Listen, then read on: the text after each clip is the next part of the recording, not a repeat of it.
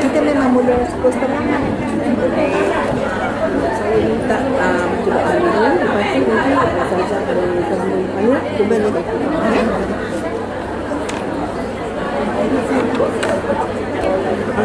Ini untuk Ustazah ni untuk saya. Itu Pak dia ada dua. Dia ada dua yang mana ni kuat sikit lah. Ni kuat sikit. Ni kuat sikit. Okey.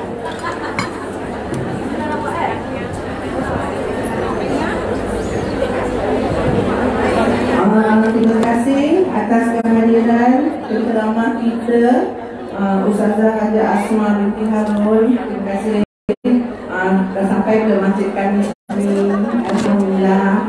Okey, sebelum kita teruskan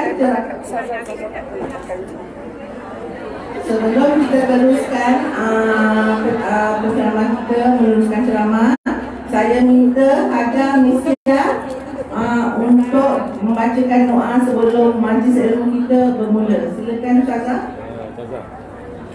Bismillahirrahmanirrahim.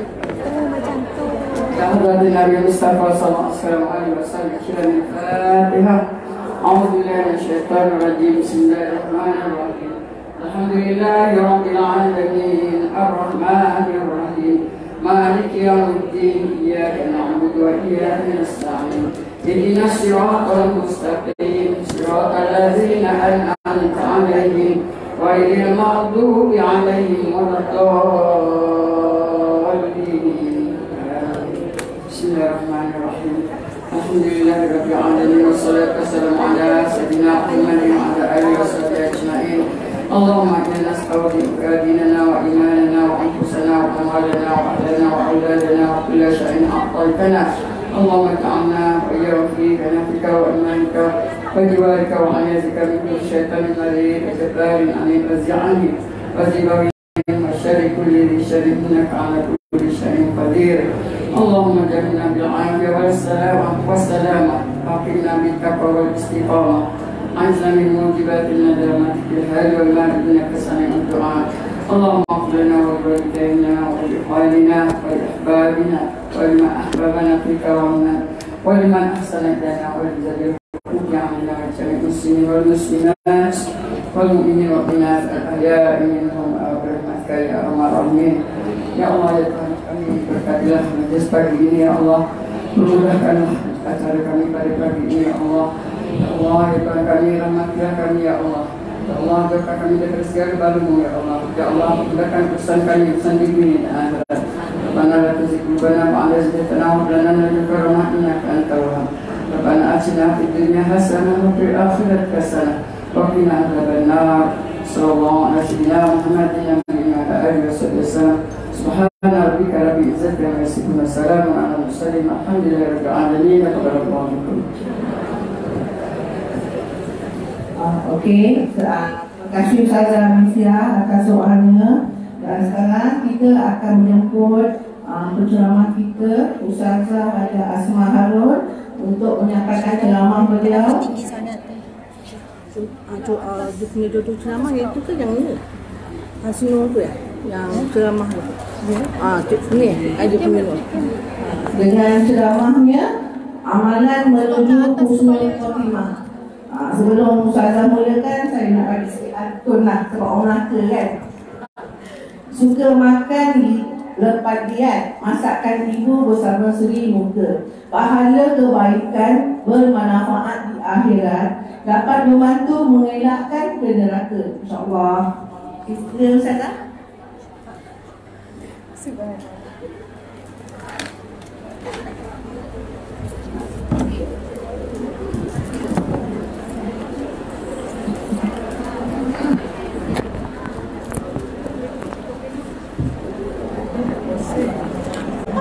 Saya nak Ustazah betulkan je tu. Saya ingat sangat apa semua. Bismillah.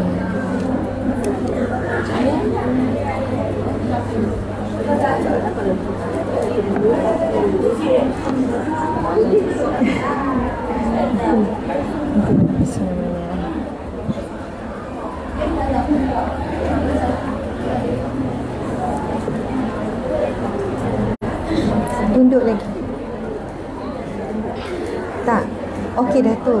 Tundukkan saja.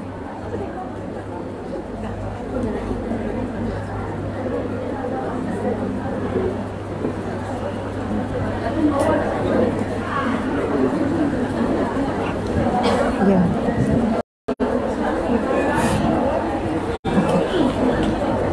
Subhanallah. Subhanallah, subhanallah. Subhanallah. Subhanallah, subhanallah, subhanallah. Subhanallah, subhanallah. Subhanallah.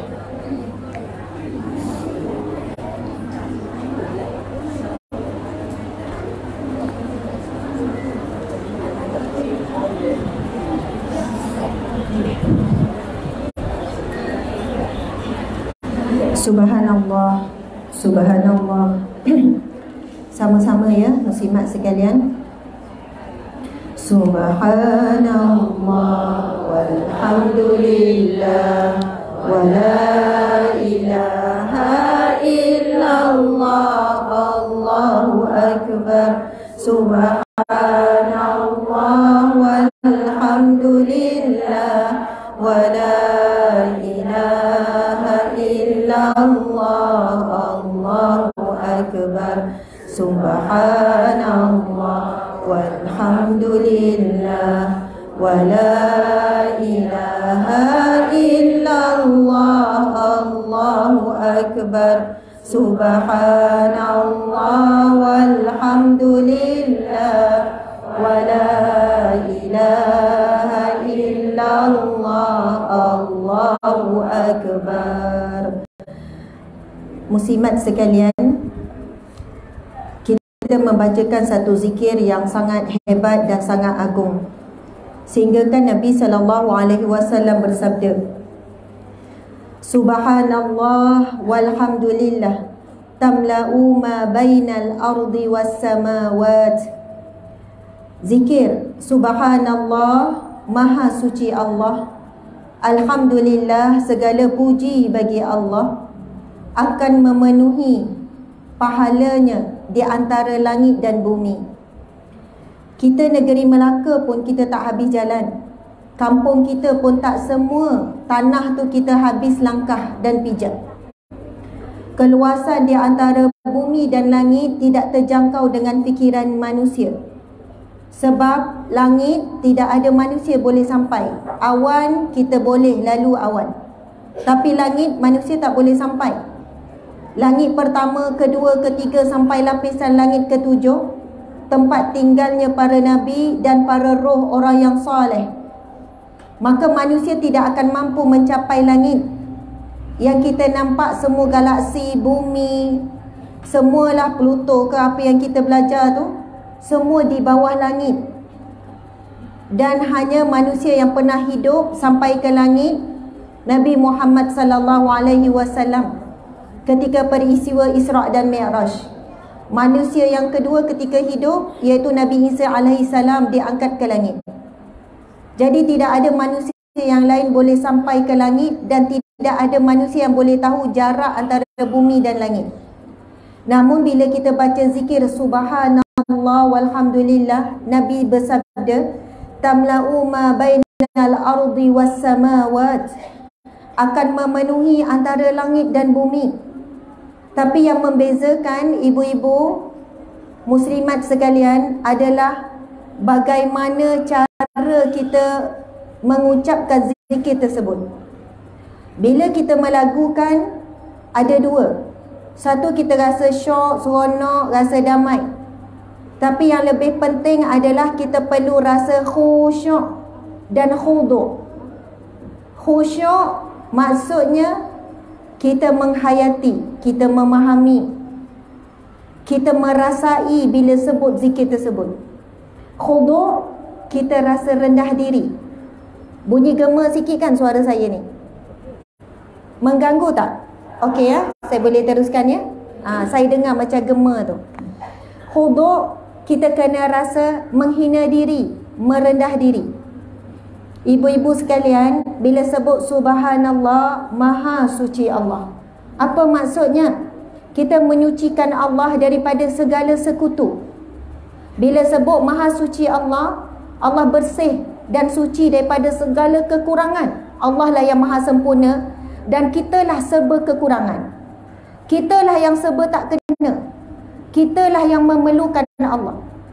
Dan kita menyucikan Allah daripada segala yang menyamai. Dalam hidup kita, kadang kita membesarkan diri kita. Kadang kita membesarkan suami kita. Kita buat sesuatu yang Allah marah, kita tak takut sangat. Buat sesuatu yang suami marah, punyalah takut. Memang kita kena takut. Tapi lebih bertambah takut bila buat sesuatu yang Allah tak suka berbanding yang suami tak suka. Berbanding yang anak menantu tak suka. Berbanding yang kawan-kawan tak suka. Hidup kita kadang kita tidak sedar kita menjadi hamba kepada sesama manusia. Duduk susah hati, banyak-banyak, berat-berat selalu-selalunya adalah dengan manusia. Tapi jarang-jarang susah hati dengan Allah. Jarang-jarang fikir apa Allah pandang, apa Allah tengok. Allah tengok tak dengan kasih sayang sebagaimana kita pandang anak cucu kita dengan kasih sayang. Allah pandang tak kita dengan balas kasihan sebagaimana kita tengok orang-orang yang susah lalu kita rasa kasihan. Masya Allah. Bila kita sebut Alhamdulillah, segala pujian bagi Allah. Manusia suka dipuji, betul atau tidak? Kita orang perempuan suka kalau orang puji nampak muda. Tu paling sukalah tu. Walaupun kita tahu orang tu bukanlah ikhlas sangat nak ambil hati pun kita seronok jugalah. Perasan jugalah kita ni. Balik belek lah muka depan cermin. Bang, orang tu cakap nampak muda lah. Bang, betul nampak saya muda? Tak nampak macam 50, orang tu cakap macam 40. Suka kita bila orang puji. Allahu Akbar. Tetapi yang maha terpuji dan yang paling suka dipuji adalah Allah. Dan apabila hambanya memujinya, apa yang Allah beri? Pahala, pahala, pahala. Kemudian Allah beri syurga bagi orang yang sangat suka memuji Allah. Dalam satu hari, berapa banyak kita puji Allah? Pagi ni berapa banyak kita puji Allah? Mulut kita ni kadang-kadang diam je, tak bergerak, tak berzikir, tak memuji Allah pun. Kita pun kadang rasa macam pelik dengan diri sendiri. Saya lah pelik dengan diri saya. Tahu tentang kelebihan zikir itu, zikir ini. Tetapi time bawa kereta, mulut tu auto diam je. Mula-mula zikir, lama-lama dah terdiam. Samalah, kadang-kadang tu duduk tepi suami bawa kereta, kita layan tengok telefon. Kita fikir 1 jam dia bawa kereta, dia tak boleh tengok phone, dia berzikir, dia dapat pahala. Pahala juga dia bawa kenderaan tu. Kita yang duduk sebelah, buat hal kita. Suami duduk sebelah, kita borak dengan orang lain. Kita duduk WhatsApp dengan orang lain. Tapi kalau kita sama-sama zikir, kalau istighfar saja dah boleh habis 1,000. Subhanallah.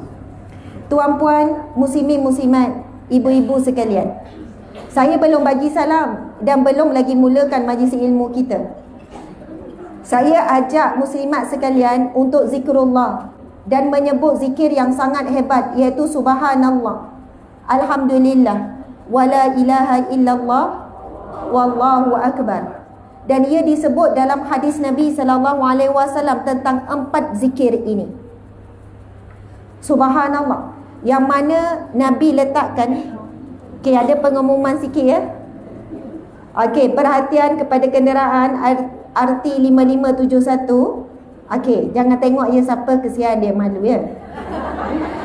Okey, ke tak ingat nombor plate? Dia dengar dia senyum padahal kereta dia kan. Sebab tak bagi tahu ni kereta apa ni.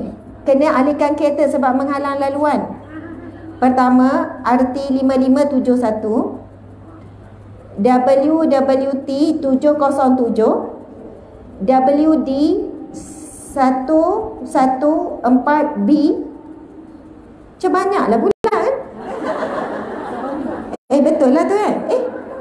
Betul. WD 114B. Yang atas tu ada 3 je nombor. Okey, tak apa. RY 9585. Betul lah tu. RY 9585, WD 114B, WWT 707, RT 5571. Okey, tak nampak siapa bangun. Okey.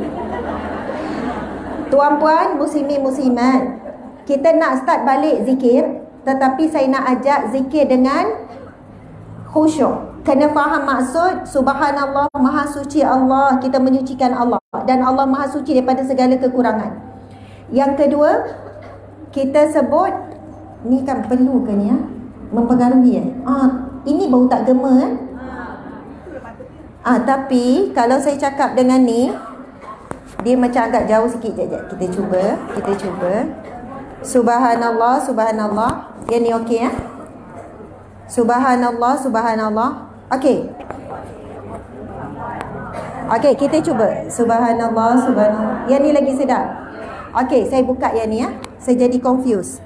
Subhanallah, subhanallah. Dia tak boleh bergabung dua. Dia jadi bunyi. Okey, baik. Okey, masya-Allah. Jadi, subhanallah, walhamdulillah. Kemudian Allahu Akbar, Allah Maha Besar. Kemudian la ilaha illallah dulu, baru Allahu Akbar. Betul? La ilaha illallah zikir paling afdal. Afdalul zikru la ilaha illallah. Zikir yang paling afdal, yang paling tinggi. Kalau kita tanya mana yang paling banyak nak zikir, banyak-banyak sangat zikir pening dah ustazah. 20 kali ceramah, 20 kali dengar zikir beza, doa beza, tak tahu langsung tak beramal jadi. Subhanallah, kalau kita nak letak zikir yang paling banyak untuk kita zikir setiap hari adalah kalimah la ilaha illallah. Subhanallah. Nabi SAW bersabda, man kana akhiru kalamihi la ilaha illallah dakhala al-jannah. Barang siapa yang akhir kalimahnya saat sebelum mati, tajuk kita hari ini, mati husnul khatimah, mengucapkan kalimah la ilaha illallah, dia pasti akan masuk syurga. Pasti akan masuk syurga, diberi jaminan. Jadi kalau saat hidup kita sangat sikit sebut la ilaha illallah, bagaimana saat mati, saat paling susah dan sukar, sempit, paling takut dalam hidup, nak ucap kalimah tersebut. Ni saat senang, saat baring, saat berjalan, saat masak, saat dalam kereta pun tak dapat banyakkan ucap la ilaha illallah, maka berganda lagi susah untuk kita sebut kalimah tersebut saat mati. Memang ada pihak yang buat kajian terhadap kematian orang Muslim. Berapa persen saja orang Muslim, orang Islam saat akhir kematian dia boleh ucap la ilaha illallah? Sangat-sangat sikit. Ramai yang boleh ucap masa sakit la ilaha illallah, masa sakit. Tetapi bila saat akhir tu, dekat dengan mati, bila nyawa dah sampai dekat halqum tu, bila dah saat-saat nafas akhir. Sebab itu Nabi sebut, man kana akhiru kalami, siapa yang akhir kalimahnya, kalimah terakhir yang dia sebut bila dah sampai nafas akhir, la ilaha illallah. Ada yang tak tahu dapat sebut ke tak, meninggal dalam sorang-sorang ataupun dalam tidur. Jadi insya-Allah saya dah sampai kepada saya banyak kisah. Walaupun orang yang koma, yang doktor kata dia tak boleh dengar apa-apa, yang dia tak boleh respon apa-apa, tetapi bila sampai saat sakaratul maut, dia masih boleh ucap kalimah la ilaha illallah. Dah lama ke? Dia boleh ucap kalimah la ilaha illallah tu. Allahu Akbar. Masya Allah. Jadi sekali lagi kita akan zikir. Kita sama-sama zikir tersebut. Ibu-ibu, kalau ada yang rasa ngantuk, boleh bangun. Dah ada yang ngantuk ke? Subhanallah. Ngantuk pun dapat pahala. Ini rumah Allah, masjid, tempat sujud rumah Allah. Allahu Akbar. Okey. Kita zikir tu dalam beberapa kali. Lepas tu saya terus lompat kepada selawat. Lepas tu baru kita mula. Sebab kita datang majlis ilmu, yang perlu dibuka adalah hati. Kalau kita dengar dengan telinga, tak sampai ke hati, kita tak boleh nak beramal. Kita tak boleh nak istiqamah pun. Sebab itu bila datang majlis ilmu, yang kena buka adalah pintu hati. Hati yang kena dengar. Bukan telinga, bukan mata yang melihat, tapi pintu hati. dan selalu dipesan oleh guru-guru, buka dulu pintu hati orang yang hadir majlis ilmu dengan zikrullah dan dengan selawat. InsyaAllah sama-sama. Bismillah. Subhanallah walhamdulillah wa la ilaha illallah, Allahu akbar.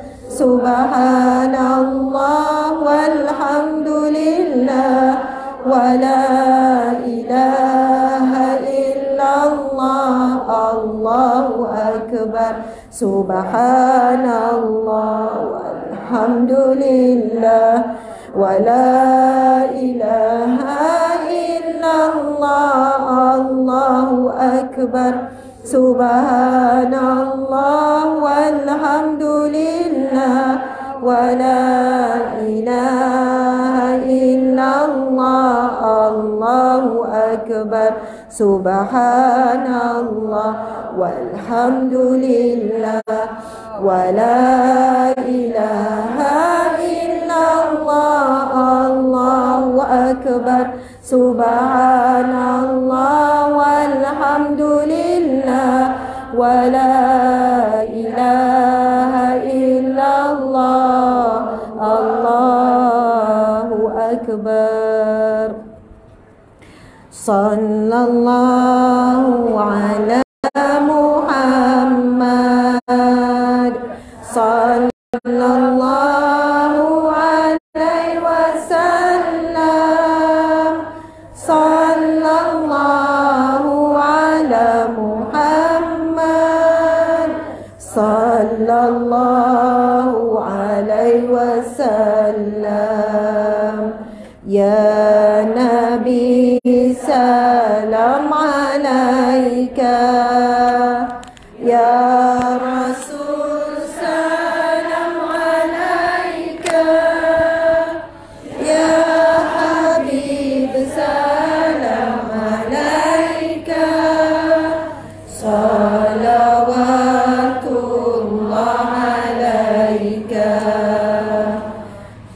Ashraqal badru alaina فاختفت منه البدور إثر حسنك ما رأينا قط يا وجه السرور أنت شمس أنت بدر أنت نور فوق نوري أنت إكسير وغالي أنت مصباح صدوري يا حبيبي يا محمد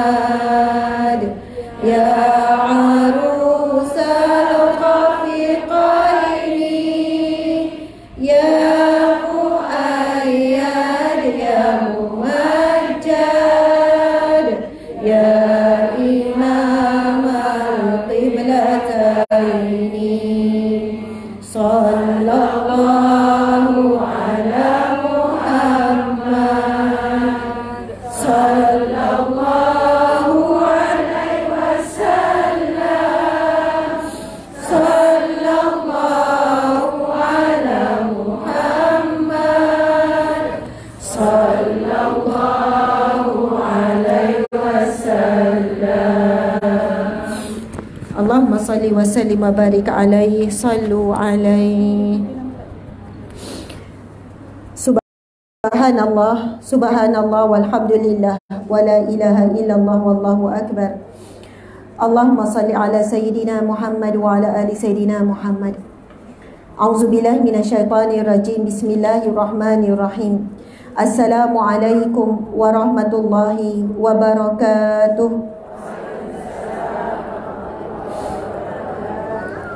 Terima kasih kepada pihak penganjur iaitu Masjid Sa'ad Ibn Abi Waqqas, Kelebang Besar, Melaka. Alhamdulillah, dan terima kasih kepada semua yang hadir, muslimin dan muslimat, terutamanya ibu-ibu. Dan setinggi kesyukuran sama-sama kita rafakkan kepada Allah Tuhan kita yang menciptakan kita, yang telah menjaga kita ketika kita berada di dalam alam rahim ibu kita. Dalam alam rahim, dalam perut ibu kita, kita dalam air tapi tak lemas. Kita tidak ada udara tapi kita boleh bernafas.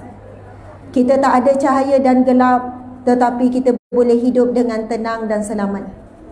Sepanjang 9 bulan tersebut, Allah yang jaga kita. Ibu kita baring, ibu kita duduk, ibu kita berlipat sekalipun, kita tetap elok saja di dalam perut ibu kita. Kemudian Allah keluarkan kita masuk ke alam dunia yang sedang kita berada sekarang. Alam dunia yang sedang kita berada sekarang telah kita duduk lebih kurang 30 tahun, 40 tahun, 50 tahun. Siapa yang dah 70 tahun hidup di dunia? Angkat tangan, siapa dah 70 tahun lebih? Angkat tinggi-tinggi, jangan malu. Semua nampak macam 30 lebih, jangan risau. Subhanallah, 70 lebih. Allah berikan peluang hidup begitu lama. Mungkin ada yang 80 lebih, ada yang 50 lebih. Allahu Akbar, ibu-ibu sekalian. Itu satu nikmat yang sangat besar. Sampai saat ini muslimat sekalian, Allah masih beri kita hidup. Allah masih lagi beri kita peluang nak sebut namanya. Masih lagi pagi tadi kita dapat sujud kepada Allah. Tidak ada nikmat yang lebih hebat dan lebih besar apabila seorang manusia yang penuh dengan dosa, kita penuh dengan dosa, penuh dengan kesilapan dan kelalaian. Kita banyak lalai sebagai hamba Allah. Kita banyak lalai sebagai umat Nabi. Kita tak buat kerja pun sambung perjuangan Nabi. Kita tak buat pun kerja mempertahankan agama Allah. Bahkan kita ada jiran bukan Islam, dah berjiran 30 tahun, 40 tahun, 50 tahun. Kita tak mampu nak sampaikan kalimah la ilaha illallah pun kepada dia. Kita tak mampu nak kenalkan kepada jiran kita yang bukan Islam siapa Nabi yang sebenar, iaitu Nabi Muhammad. Apa agama yang sebenar, iaitu Islam. Siapakah Tuhan yang sebenar, itu Allah. Kita kena akui kita sangat lemah, kita kurang usaha, kita malas. Kita hanya fikir tentang diri kita, tentang suami, tentang anak-anak, makan minum kita. Itulah kehidupan kita setiap hari sementara menunggu mati. Kerana itulah umat Islam lemah. Saya nak sebut apa ibu-ibu? Kita tinggikan rasa syukur dan terima kasih pada Allah. Teruknya kita, lalainya kita, malasnya kita, lemahnya kita, Allah masih jemput kita datang ke rumahnya. Ada satu hadis Nabi SAW. Siapa yang dijemput Allah ke rumahnya iaitu masjid, maka dia adalah tetamu Allah. Maka Allah pasti akan memuliakannya. Kita pergi rumah orang besar, kita jadi tetamu orang. Orang hidang kita dengan hidangan-hidangan yang sedap. Kita rasa seronok, kita puji dan kita ucap terima kasih kepada tuan rumah. Tahukah ibu-ibu, bila kita datang ke rumah Allah, apakah hidangan yang Allah sediakan? Nabi bersabda, orang yang pergi dan pulang daripada rumah Allah, Allah sediakan hidangan di syurga. Tinggal lagi kita mati dan kita akan jumpa dengan hidangan kita. Tetapi rumah inilah yang paling jarang kita datang. Sedangkan Nabi bersabda, rumah orang beriman itu adalah masjid. Dan siapa yang menjadikan rumah iaitu masjid itu rumahnya, maka Allah akan memudahkannya meniti titian siratul mustaqim, titian sirat di mahsyar kelak. Apabila saat hidupnya dia berusaha untuk meniti jalan ke masjid, Allah akan mudahkan dia meniti jalan titian sirat di mahsyar kelak. Ibu-ibu sekalian, kita ni banyak dosa dengan suami, banyak dosa dengan anak, banyak dosa dengan ibu ayah, banyak dosa dengan jiran, banyak dosa dengan cikgu-cikgu, banyak dosa dengan kawan-kawan yang kita tak ingat kita ngumpat dan sebagainya. Tapi bila Allah masih pilih kita datang ke rumahnya, walaupun kita rasa kita yang jalan, kita yang tekan minyak, kita yang datang, tapi sedar atau tidak, Allah yang jemput kita. Kalau Allah tak pilih dan Allah tak izinkan kita datang, kita tak akan sampai walau sehat, walau ada kereta banyak, walaupun kita lapang. Yang pilih nama kita dalam senarai kehadiran hari ini Allah.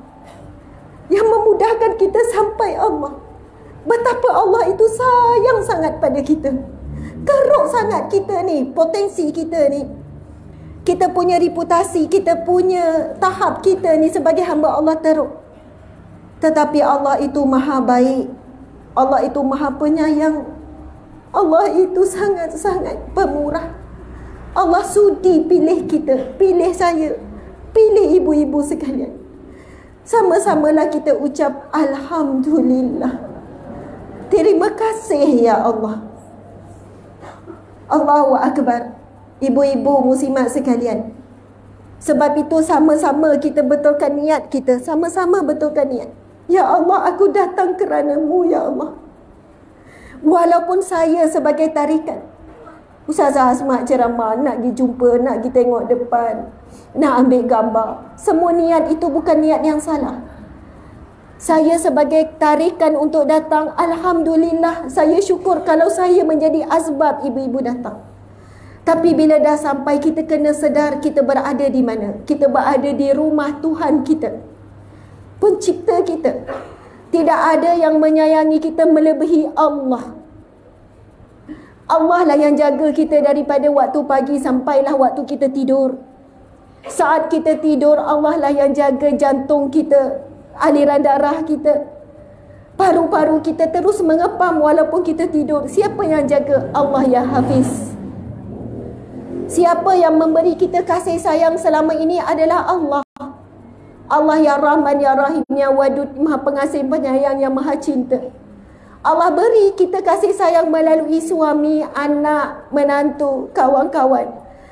Allah yang memberikan kemampuan manusia keliling kita untuk menyayangi dan menerima kita seadanya. Allah beri kita sehat sampai hari ini.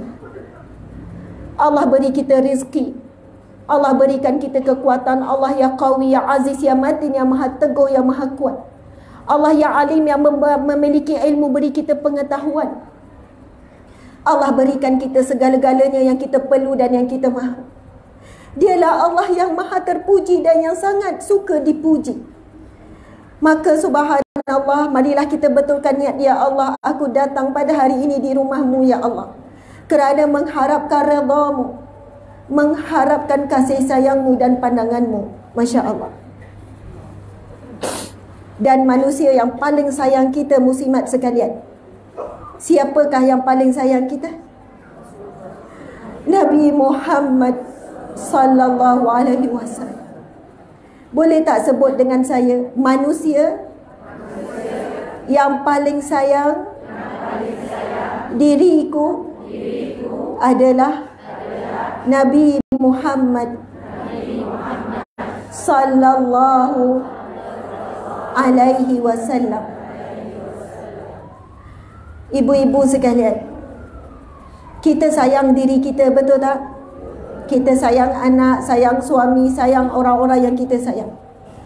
Tetapi kasih sayang kita terhadap diri kita sendiri bahkan tidak mampu menandingi kasih sayang Nabi Muhammad pada kita.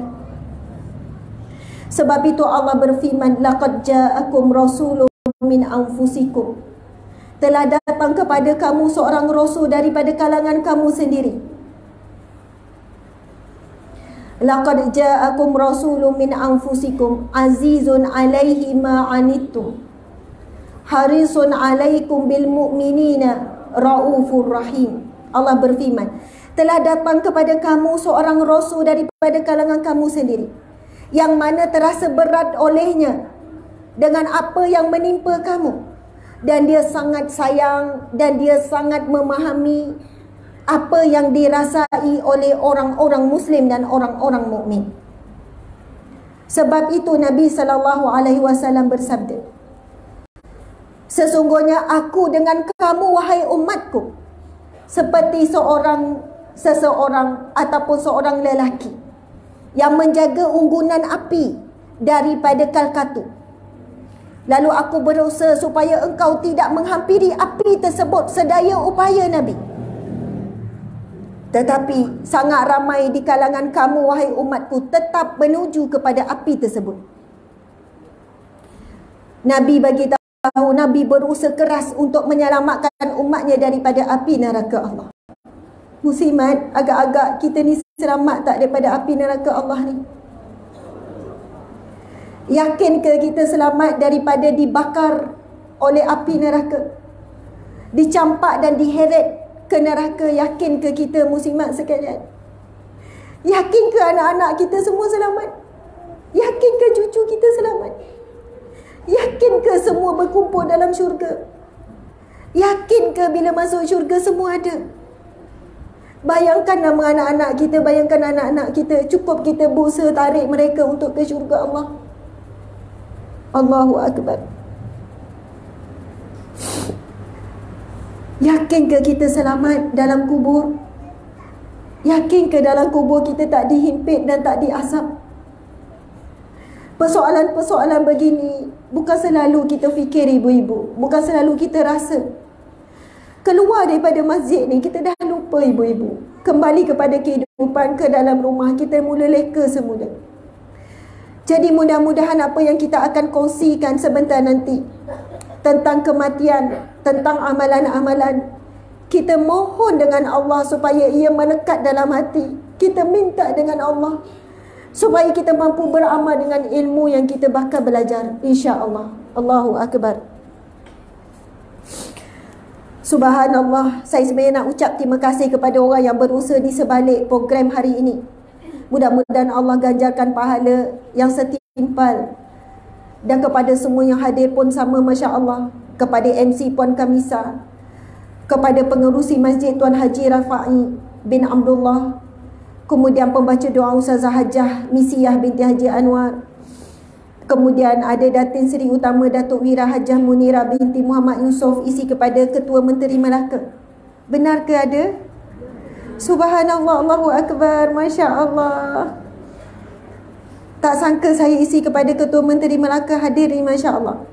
Datin Seri Hajah Rosi Fauziah, isteri kepada Timbalan Speaker Dewan Negara, ada juga. Masya Allah. Puan Zainul binti Abdul Kadir, Biro Muslimat Masjid. Masya Allah. Umur berapa ni? Nampak 30 lebih ni. 26. Masya Allah. Betul. Betul 26. Tenaga 26 walaupun umur 62. Bayangkan ya, umur seperti ini masih khidmat dengan rumah Allah. Umur seperti ini masih khidmat dengan rumah Allah. Ini satu rahmat yang sangat besar. Ramai orang bila nak dilantik jadi AJK Masjid, AJK Surau, biarlah, bagilah orang muda, tak apalah, kita ni orang dah lama. Tapi ada orang bila dilantik jadi AJK, walaupun dia AJK kebersihan, jaga tandas, dia syukur, alhamdulillah dipilih untuk jaga rumah Allah. Ada orang tak terpilih, tak apalah, tapi tetap datang juga nak jaga rumah Allah. Siapa yang menjadi ahli rumah Allah, jaga rumah Allah, penyumbang kepada rumah Allah, muslimat sekalian, inilah golongan VIP di mahsyar kelak. Inilah VIP sebenar yang Allah akan utamakan. Mereka-mereka yang menjaga dan menghidupkan rumah Allah. Allahu Akbar. Subhanallah. Alhamdulillah. Syukur. Latar belakang Masjid Sa'ad Ibnu Abi Waqqas, Masya Allah. Masjid Kelebang Besar telah diiktiraf oleh Perbadanan Muzium Melaka sebagai salah sebuah masjid yang tertua dalam negeri Melaka. Masya Allah, ini masjid yang tertua. Dan kalau kalian tengok di sana ada satu desain, itu desain pintu Masjid Nabawi. Itu adalah desain pintu Masjid Nabawi. Subhanallah. Siapa yang tak pernah, siapa yang belum pernah lagi sampai ke Masjid Nabawi? Siapa tak pernah lagi umrah? Angkat tangan tinggi-tinggi. Kita nak doakan. Angkat tangan tinggi-tinggi. Subhanallah. Hampir separuh belum pernah pergi ke, sampai ke Tanah Suci, maka belum pernah nampak lagi macam mana pintu Masjid Nabawi. Masjidil Haram memang sentiasa dibuka, tapi ada waktu ditutup juga. Subhanallah, itu di antara rupa hampir sangat dengan warna, dengan desain Masjid Nabawi. Betul atau tidak? Subhanallah, Allahu Akbar. Kepada siapa yang belum pernah pergi, antara amalan yang boleh dibuat, setiap kali lepas solat, talbiyah, labbaik Allahumma labbaik, labbaik la syarika lak labbaik, innal hamda wan ni'mata laka wal mulk la syarika lak. Talbiyah sampai nangis.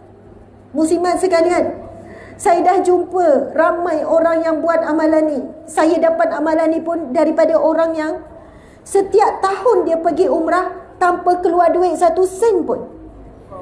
Allahu Akbar. Dia kerja apa? Tukang cuci.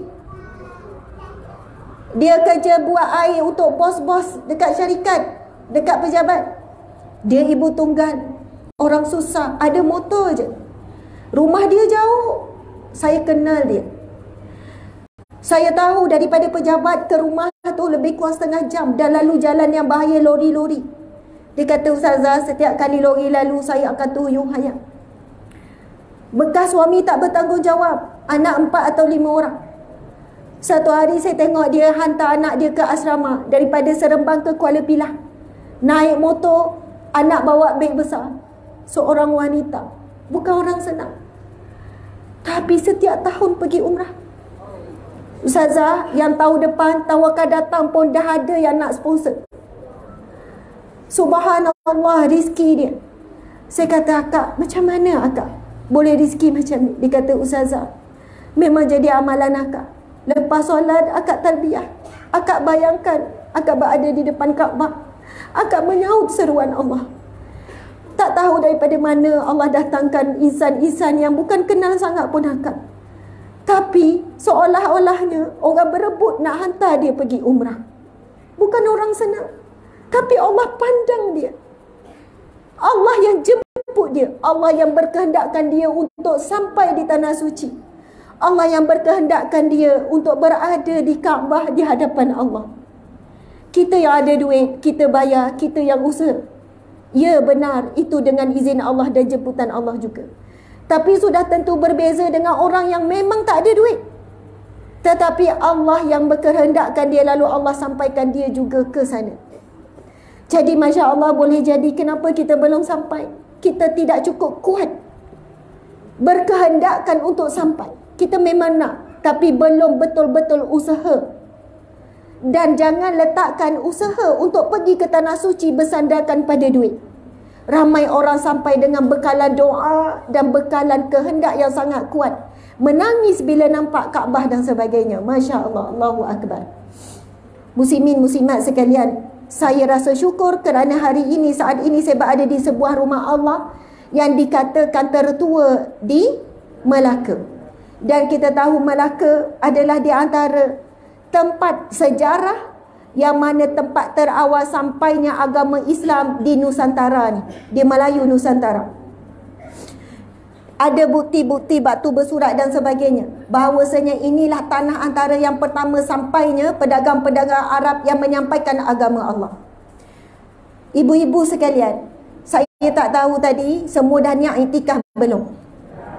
Nawaitul i'tikaf fi hadzal masjid, Masjid Sa'ad ibn Abi Waqqas, lillahi ta'ala. Dan saya tak pasti, mungkin ada yang terlupa, sama-sama baca doa, sebab doa tu daripada hadis Nabi. Allahumma aftahli abwaba rahmatik. Ya Allah, bukakanlah bagiku, bagi kami ya Allah, pintu-pintu rahmatmu. Ya Allah, ada dalam kalangan kami yang diuji dengan sakit, maka dengan rahmatmu sembuhkanlah. Ada yang diuji dengan sempit, maka lapangkanlah. Ada yang diuji dengan orang yang tersayang, maka bukakanlah jalan-jalannya. Ya Allah, Jemputlah kami semua menjadi tetamu-Mu di hadapan-Mu, di depan Baitul Atiq, Kaabah, dan menziarah Rasulullah sallallahu alaihi wasallam. Ya Allah, sebagaimana Engkau memilih kami di rumah-Mu yang mulia ini menjadi tetamu-Mu, maka ya Allah, pilihlah kami kembali menjadi ahli syurga-Mu tanpa dihisab, tanpa diazab. Amin ya rabbal alamin. Allahu akbar, Allahu akbar. Muslimat sekalian, rumah Allah tempat yang paling istimewa di dunia. Bukan semestinya Masjid Nabawi dan Masjidil Haram sahaja. Ramai orang boleh sampai ke Masjidil Nabawi dan Masjidil Haram, tetapi masjid di kampungnya dia tak sampai. Ramai orang mengejar-ngejar doa orang soleh, alim ulama, tapi dia tidak mengejar-ngejar doa ibunya, sedangkan doa ibunya adalah ibu bapanya paling afdal. Kalau kita nak tengok makbul ke tidak haji ataupun umrah kita, adakah bila kita pulang daripada tanah suci kita menjadi orang yang mencintai rumah Allah sebagaimana kita mencintai Masjid Nabawi dan Masjidil Haram? Sebab itulah muslimat sekalian, kalau kita dah tak ada fitnah, kita dah tak ada tanggungjawab yang menyebabkan terabai bila kita datang rumah Allah untuk solat 5 waktu, maka datanglah rumah Allah. Pergilah ke rumah Allah, solat 5 waktu di masjid. Kita dah selamat daripada fitnah datang pula dengan suami. Kita tidak terdedah kepada buat dosa, ngumpat dan sebagainya. Kita tidak terabai tanggungjawab di rumah, maka datanglah ke rumah Allah. Nikmatilah kemanisan dan ketenangan berada di rumah Allah. Kalau kita tengok di Masjid Nabawi dan Masjidil Haram, tempat wanita seluas-luasnya tidak ada halangan. Betul atau tidak? Bahkan kita dibenarkan masjid solat Jumaat dan ruang solat Jumaat bagi wanita dan lelaki sama ramai sahaja. Tapi kita di Malaysia tak dibiasakan dan memang penuh ruang hanya untuk lelaki. Tapi kalau kita ada niat, kita dapat pahala yang sama. Masya Allah. Jadi alhamdulillah kita berada di rumah Allah yang terlama. Mudah-mudahan ada barakah yang luar biasa. Boleh jadi masjid ini ramai dah wali Allah yang hadir, ramai dah alim ulama, para pejuang-pejuang agamanya berada di sini. Jadi subhanallah, mudah-mudahan keberkatan ramainya orang yang sudah sampai ke sini, orang-orang yang soleh, wali-wali Allah, maka kita juga akan menjadi ahli salah, ahli khasyiin yang khusyuk, dan ahli masjid insya-Allah. Amin ya rabbal alamin. Subhanallah. Kalau diikutkan, masa saya dah habis ni muslimat. Betul. Masa saya diberikan sampai 11.30. 5 minit lagi 11.30. Kita baru mukadimah muslimat. Ada yang kata, Ustazah, boleh tak sampai pukul, sekarang 11.30. Boleh ke kalau saya minta izin sampai pukul 12? Kita tambah setengah jam lagi, boleh ya? InsyaAllah.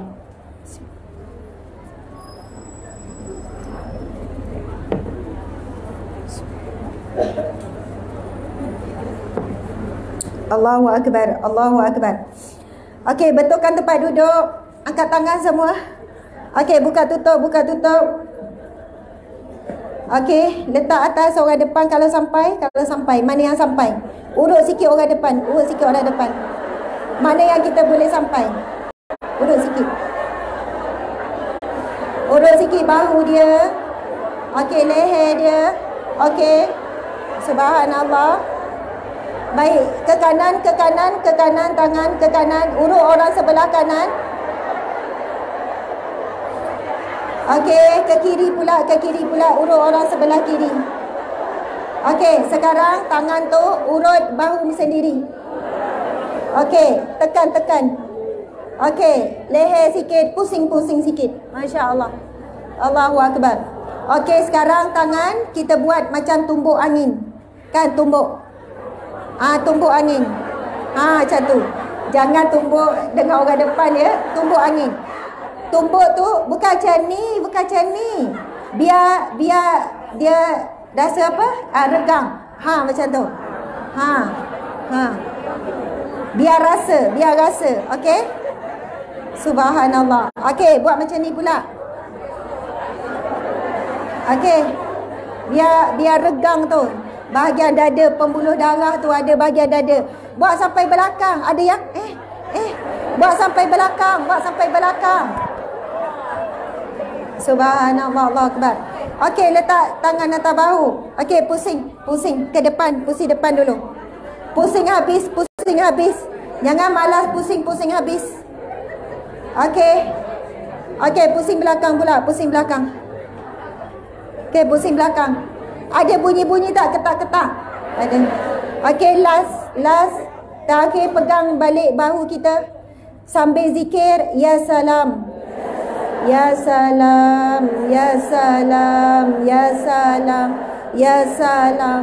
Ya Allah yang Maha menyembuhkan, sembuhkanlah tubuh badanku daripada penyakit zahir dan batin. Amin. Kita sebenarnya boleh je urut diri sendiri. Urut-urut, lengah, sakit badan, urut sambil zikir Ya Salam. Iaitu Allah yang Maha menyembuhkan, Allah yang Maha memberikan kesejahteraan. Masya Allah. Baik muslimat sekalian, tajuk kita ialah hakikat sebuah kematian. Sebenarnya tajuk dekat-dekat lah tu. Amalan menuju husnul khatimah. Amalan menuju husnul khatimah. Subhanallah. Kita semua sedang menuju kepada kematian. Siapa yang dah ready nak mati, angkat tangan.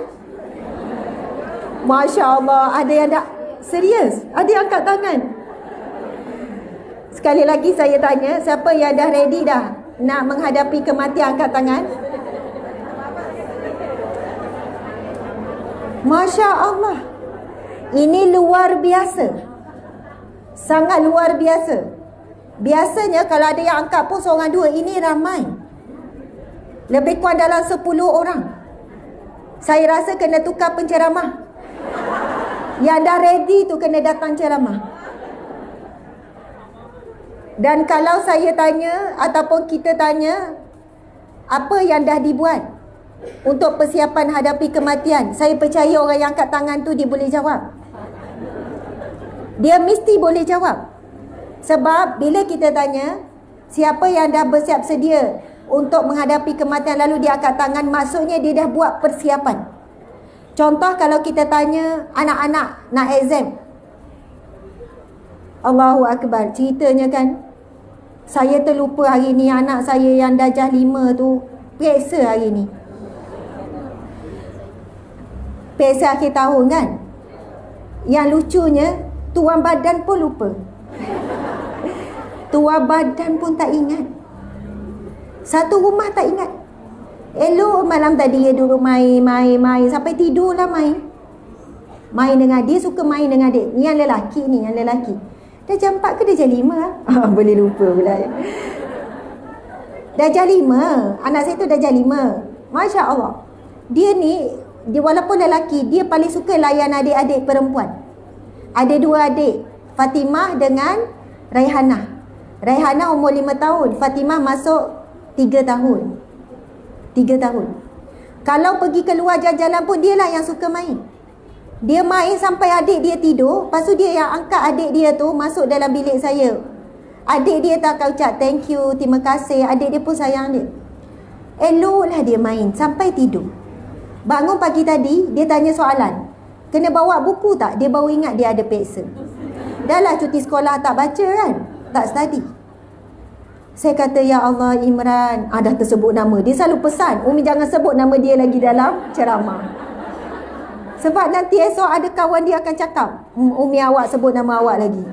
Sebab mak-mak kawan dia juga yang tengok saya ceramah kan. Saya kata, ya Allah Imran, bolehlah Imran lupa, Umi lupa, semua lupa. Lepas tu Imran nak jawab apa? Imran nak jawab apa kejap lagi ni? Dah lah 3 subjek.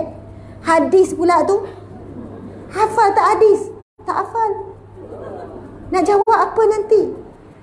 Imran, ya Allah, Allahu Akbar. Anak-anak kan, adalah juga kena cubit jugalah tu dengan saya kan. Saya kata kalau Imran ingatkan Umi, Umi akan tolong Imran malam tadi. Kenapa saya jadi tiba-tiba teringat ni kan? Tuan-puan sekalian, kenapa saya banyak macam nangis hari ni? Macam sebab mudah nangis. Saya pagi-pagi hari ni ada beberapa ujian yang datang. Antaranya ujian daripada anak tu kan. Saya rasa macam, apalah saya ni seorang ibu, boleh terlupa pasal tanggungjawab terhadap anak-anak. Saya kena bantu anak saya menghadapi ni. Saya tanya pada Imran, bila Imran tak buat persiapan nak hadapi peperiksaan, Imran nak lalui peperiksaan dengan perasaan apa? Dia kata sekarang Imran dah rasa takut, Imran rasa bimbang. Samalah juga muslimat sekalian.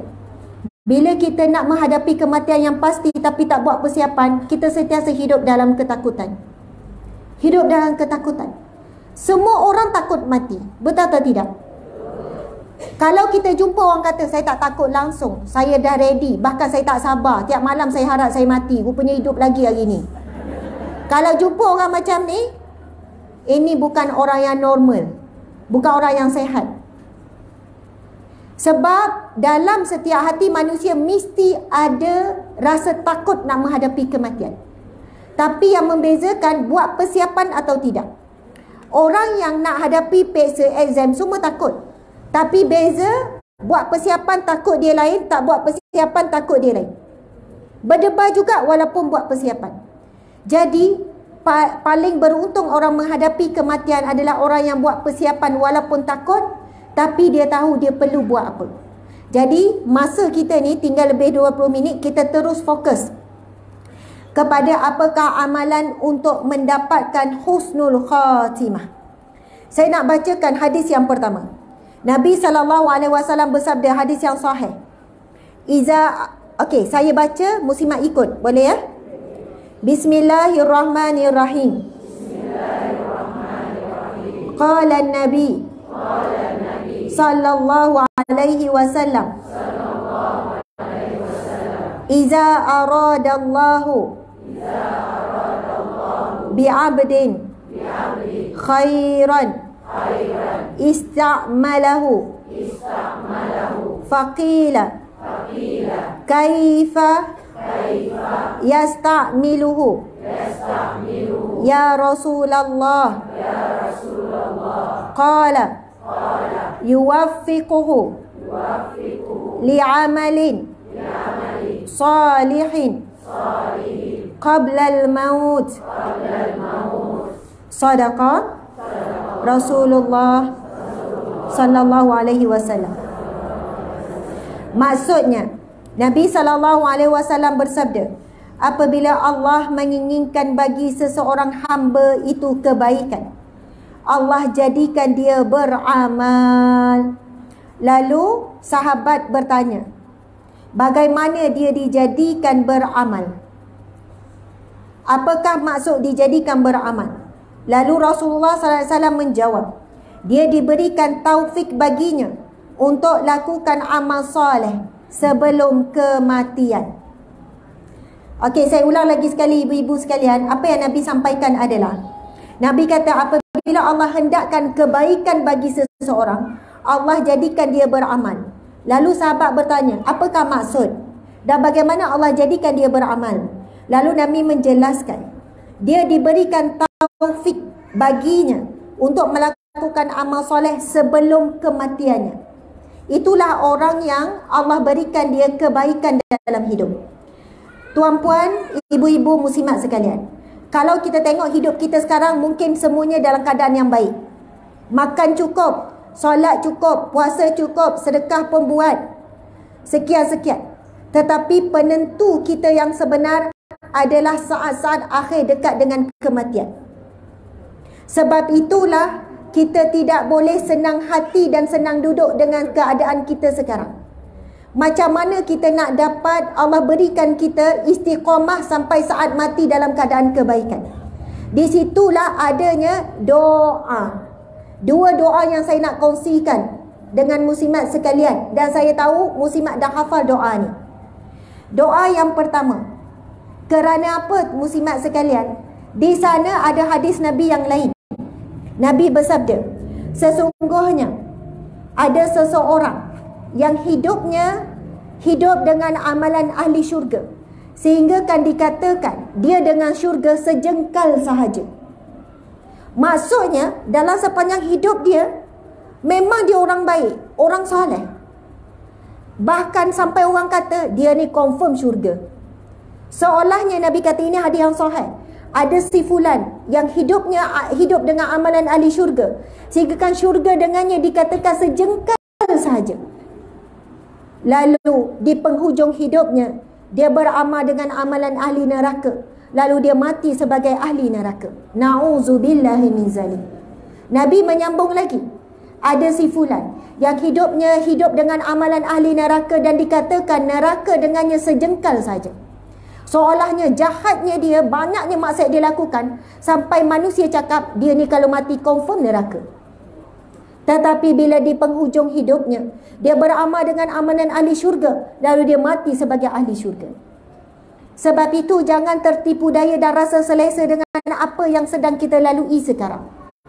Dan bekalan untuk kita menghadapi saat akhir adalah doa. Asbab doa, lalu Allah makbulkan, lalu Allah kurniakan kita kematian husnul khatimah. Doa yang pertama yang Nabi ajar, dan muslimat carilah dalam internet, kalau tak sempat tangkap apa yang saya baca, dan tulis lagi lah tak sempat, Google saja ataupun minta anak ke cari ke, siapa cari ke, doa yang Nabi baca selepas bacaan tahiyat. Dan itu doa daripada hadis yang sahih dan menjadi amalan Nabi. Setiap kali Habib baca tahiyat, Nabi akan baca doa ini sebelum beri salam. Selepas baca innaka hamidum majid, jangan terus bagi salam, baca doa ini dulu. Ikut saya ya. Bismillahirrahmanirrahim. Allahumma inni a'udzubika min azabi jahannam wa min azabil qabri wa min fitnatil mahya wal mamat wa min syarri fitnah al-masihid dajjal. Amin ya rabbal alamin. Doanya bismillahirrahmanirrahim. Allahumma inni, ya Allah, sesungguhnya saya a'udzubika, mohon perlindungan daripadamu, min azabi jahannam, daripada azab api neraka, wa min azabil qabr, daripada azab kubur, wa min fitnatil mahya wal mamat, dan daripada fitnah ujian hidup dan fitnah ujian mati, wa min syarri fitnatil masihid dajjal, dan daripada kejahatan fitnah dajjal. Ini doa yang mana kita perlu semua perkara yang kita paling takut. Pertama, azab api neraka. Kedua, azab kubur. Ketiga, ujian fitnah tipu daya hidup, dan ujian dan fitnah tipu daya kematian. Kemudian yang kelima iaitu fitnah dajjal. Dan doa ini menjadi amalan Nabi, yang mana Nabi dijamin syurga, Nabi dijamin selamat api neraka, Nabi dijamin selamat daripada segala fitnah hidup dan mati. Tapi kenapa Nabi tetap beramal setiap kali selepas bacaan tahiyat? Dan kita yang tak ada jaminan langsung selamat daripada api neraka, tak ada jaminan langsung selamat daripada azab kubur, tetapi tidak beramal. Kenapa Nabi beramal dengan doa ni? Supaya umatnya beramal. Nabi nak jadi contoh kepada umatnya. Nabi nak supaya umatnya lebih rajin daripada Nabi Muhammad SAW. Sekarang ibu-ibu, mungkin ibu-ibu akan tertanya-tanya, Ustazah macam payah je doa tu nak hafal, nanti langsung tak berdoa lah pula. Allahumma tak bagi salam. Tak habis-habis Allahumma apa ini tak bagi salam. Tak selesai semayang. Jadi pertama, usaha dulu untuk hafal, usaha. Saya percaya umur 50, 60, 70 kalau betul nak benda baik, hadis Nabi, doa diajar Nabi, Allah akan sambung balik sel-sel otak tu yang tak berhubung. Mungkin kata Ustazah banyak ada orang putus rasa tak boleh hafal. Kita letak tak boleh dulu depan. Ini tentang perihal kematian yang kita tak nak, kematian yang fitnah. Ini perihal tentang api neraka yang kita takut. Kenapa kita tak boleh bersungguh? Saya letak yang pertama, usaha dulu hafal. Tak mampu juga ataupun sementara nak ingat, bacalah doa itu dalam bahasa Melayu. Tetapi tak boleh lafaz, batal solat. Selepas bagi salam, innaka hamidum majid, dalam hati doa, ya Allah, aku mohon berlindung daripadamu dalam hati, daripada azab api neraka, daripada azab kubur, daripada fitnah hidup dan fitnah mati, dan daripada Dajjal. Buatlah ayat macam mana, bahasa apa pun, dialek apa pun, logat apa pun, tak ada masalah. Allah Maha memahami. Ada yang kata Ustazah, saya ubah suai. Pertama, doa yang paling afdal, doa sebagaimana doa Nabi. Lepas tu nak tokok tambah, nak sambung-sambung, terpulang. Tapi cuba hafal dulu doa sebagaimana doa Nabi. Ada barakah, ada karamah. Okey, itu doa yang pertama. Doa yang kedua, muslimat sekalian, iaitu doa yang mana Nabi sendiri baca saat Nabi sakaratul maut. Ketika Nabi nak menghadapi kematian Nabi minta dengan Aisyah bekas air, mangkuk, lepas tu air kosong. Lalu Nabi pun membaca. Ikut saya ya, ini doa Nabi. Bismillahirrahmanirrahim. Allahumma a'inni ala ghamaratil maut wa sakaratil maut. Ya Allah, bantulah saya untuk menghadapi sakitnya sakaratul maut. Amin ya rabbal alamin. Subhanallah. Muslimat sekalian, janganlah tunggu nak sakarat baru baca doa ni. Setiap kali lepas solat boleh terus baca. Ya Allah, bantulah saya ya Allah untuk menghadapi sakaratul maut. Amin ya rabbal alamin. Walaupun simple, tapi itu doa Nabi ada barakah. Nabi tak ajar kita doa yang susah-susah, panjang-panjang, berbelit-belit. Nabi ajar kita doa yang straightforward. Ya Allah, bantu saya ya Allah untuk hadapi kematian. Bantu saya untuk menghadapi sakaratul maut. Walaupun ada seorang doktor pakai bius sekalipun, dia pesan bila dia nak hadapi sakaratul maut, nanti bius saya yang dos paling tinggi. Saya tak nak rasa sakit mati. Dia tetap akan rasa sakit sakaratul maut. Walaupun ada orang mati dalam tidur, walaupun ada mati dalam koma, walaupun sekarang ini ada alat. Mak Saleh dah buat lama dah alat mati tanpa sakit, dia kata. Dan memang ramai orang bukan Islam, orang kafir, orang Jepun, orang Korea guna alat ni. Dia masuk dalam alat tu, lepas tu tutup macam bulat macam tu. Kemudian dia akan ditidurkan.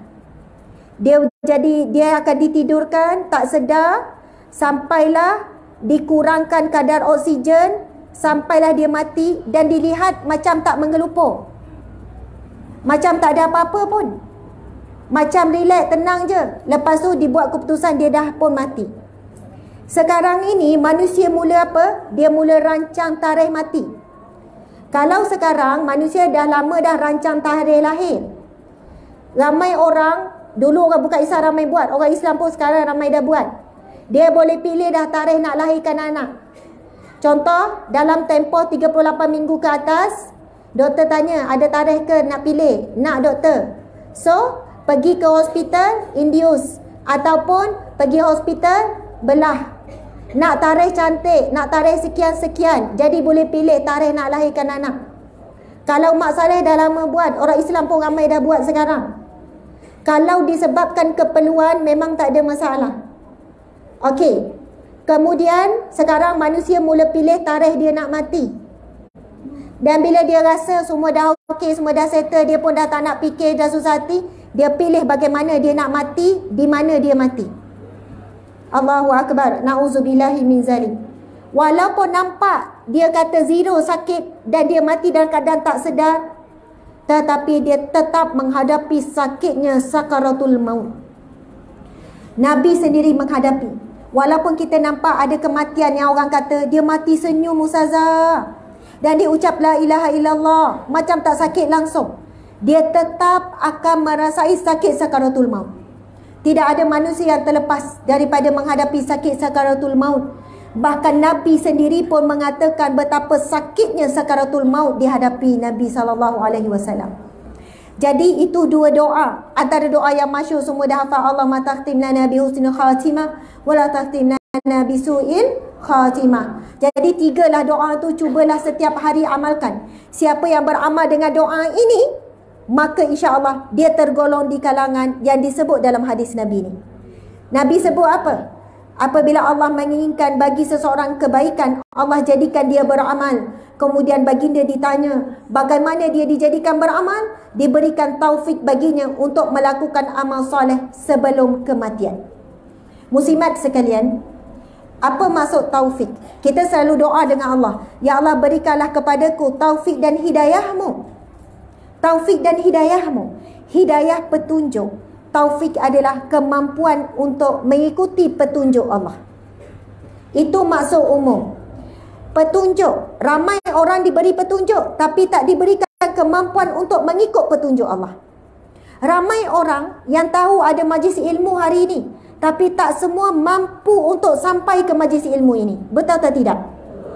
Ramai orang, dia tahu bahawasanya tutup aurat itu wajib. Petunjuk Allah dah sampai kepadanya, tapi taufik, kemampuan untuk mengikut petunjuk Allah, dia tidak dapat. Sebab itu Nabi menyebut perkataan yufaqihu, yuwaffiquhu, diberikan taufik, dia diberikan kemampuan untuk beramal soleh sampai saat akhir kematiannya.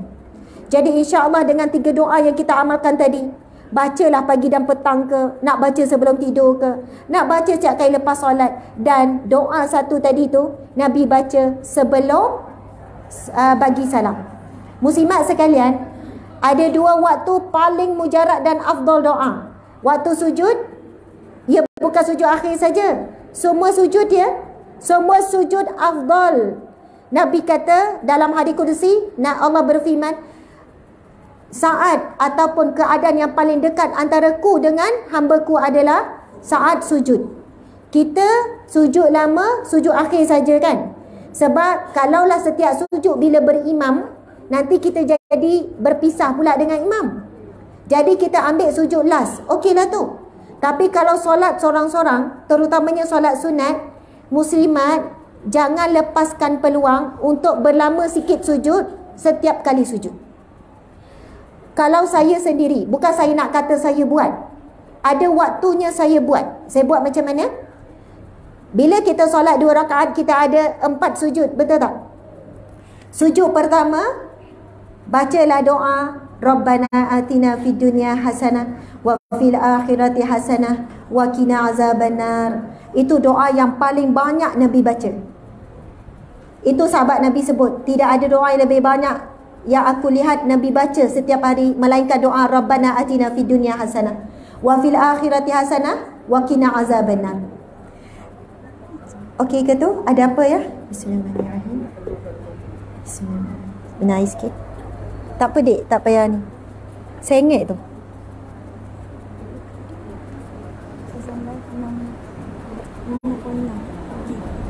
Subhanallah, yang sedang menonton saat ini lebih kurang dalam 5,600. Masya Allah, dekat 6,000 yang sedang menonton secara live. Masya Allah.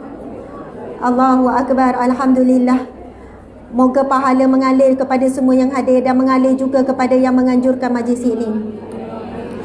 Okey, muslimat sekalian, sujud pertama, bacalah doa tu. Sujud yang kedua, Nak baca doa mana pula? Boleh je baca doa Rabbighfirli wali walidayya warhamhuma kama rabbayani saghira. Sujud ketiga nak baca doa apa pula? Rabbana hablana min azwajina wa zurriyyatina qurrata a'yun waj'alna lil muttaqina imama. Lepas tu sujud keempat nak baca doa apa pula? Allahumma ighfirli zunubi. Okey, kesimpulannya saya nak puan-puan, ibu-ibu semua faham apa? Setiap kali sujud adalah waktu makbul doa. Sebenarnya kita boleh baca apa-apa sahaja doa. Pertama daripada Al-Quran. Yang tadi semua daripada Al-Quran. Rabbana la tuzigh qulubana ke. Boleh baca. Kedua, mana-mana doa daripada hadis Nabi. Ketiga, mana-mana doa daripada alim ulama dalam bahasa Arab. Selain daripada tu tak boleh. Batal salat. Boleh masa sujud bahasa Melayu, tak ada masalah. Logat Melaka pun tak ada masalah dalam hati. Masa sujud pertama doakan contohnya untuk ibu ayah. Sujud yang kedua doakan untuk suami contohnya. Ya Allah, jadikanlah suamiku suami yang baik, suami yang soleh, penyayang, romantik. Dah dekat birthday ni, ya Allah, biarlah dia bagi hadiah kepadaku. Boleh tak doa tu? Boleh, tak ada masalah. Suami dah 30 tahun tak pernah romantik. Duk menunggu-nunggu. Daripada kita duk merungut, bang awak ni bila nak romantik, tak pernah ingat birthday saya, apatah lagi hadiah. Daripada kita mengungut, lebih baik doa. Mengharap sangatlah suami itu jadi suami yang romantik walaupun sekali seumur hidup. Maka berdoalah waktu sujud, tak ada masalah. Apa saja yang kita minta dengan Allah dalam solat waktu sujud, tidak ada pun sekatan larangan selagi mana doa itu doa yang baik. Walaupun yang kita minta dengan Allah adalah dunia. Walaupun kita minta dunia dengan Allah, maka Allah lebih suka hambanya yang beriman dan sujud yang meminta dunia dengannya. Sebab Allah tetap beri kepada yang siapa yang minta, walaupun yang minta itu bukan Islam. Orang yang berusaha dan minta, dia minta dengan tokong, dia minta dengan berhala, minta supaya perniagaan dia maju. Dia tak sujud pun kepada Allah, tapi dia duduk minta-minta dan dia usaha, Allah tetap beri. Dan apabila hambanya yang sujud padanya meminta walaupun dunia, Allah sangat suka. Allahu Akbar. Jadi masa sujud, setiap kali sujud, waktu makbul doa. Waktu makbul doa yang kedua dalam solat adalah sebelum bagi salam. Kita ibu-ibu kadang-kadang bila sujud lama-lama rasa tak miong sikit bila bangun. Kan rasa macam berpinau. Saya yang tak berapa tua pun berpinau. Maka saya tak boleh lama-lama sujud. Saya pun jenis yang kalau tu kan rasa macam berpinau jadi huyung. So kita baca doa satu pun jadilah. Yang ringkas pun jadilah. Rabbighfirli warhamni ke. Baca doa antara dua sujud pun boleh. Rabbighfirli warhamni wajibuni warfa'ni. Sebab semua doa bahasa Arab dia tak hafal. Doa antara dua sujud je dia hafal. So boleh tak baca masa sujud? Boleh. Rabbighfirli, ya Allah ampunilah aku, warhamni rahmatilah aku, wajibuni tutuplah aibku, warfa'ni tinggikanlah derajatku, warzuqni rizkikanlah, berikanlah rizki kepadaku, wahdini berikanlah hidayah kepadaku, wa'afini wa'fu anni. Maka ya Allah maafkanlah aku dan berilah sihat kepada tubuh badanku. Doa antara dua sujud sebenarnya doa yang kita perlukan seluruh dalam hidup kita. Kita perlu Allah ampunkan kita, Rabbighfirli. Kita perlu Allah rahmati kita, warhamni. Dengan rahmat Allah boleh masuk syurga Allah. Wajibuni, tutuplah aibku. Kita banyak aib, kita Allah nak Allah tutup. Allah kalau tutup aib kita, Allah bukan tutup di dunia saja, Allah tutup di akhirat. Sebab itu Nabi SAW bersabda, Man satara musliman satarallahu fid dunya wal akhirah. Barang siapa yang menutup aib manusia lain, Allah akan tutup aibnya di dunia dan akhirat. Dan digambarkan dalam sebuah hadis Nabi, apabila orang yang Allah tutup aibnya, sebab dia minta dengan Allah aibnya ditutup, bila dia dihisap besok di mahsyar kelak, apabila tiba saat dia untuk dihisap, orang yang Allah tutup aib dia ni, Allah akan turunkan bidai. Macam kita panggil bidai lah ya, apa kita panggil tabir. Allah akan menutupkan tabir sehingga tidak ada manusia yang melihatnya. Hanya dia dengan Allah sahaja. Proses hisap itu berlaku antara dia dengan Allah. Manusia yang Allah tutup aibnya, Jadi tak ada orang yang nampak kalau keburukannya, pintu maksiat yang dia buat semua orang tak nampak. Tetapi dia perlu minta dengan Allah. Kita ni selalu baca doa antara dua sujud tapi kita tak faham maksud.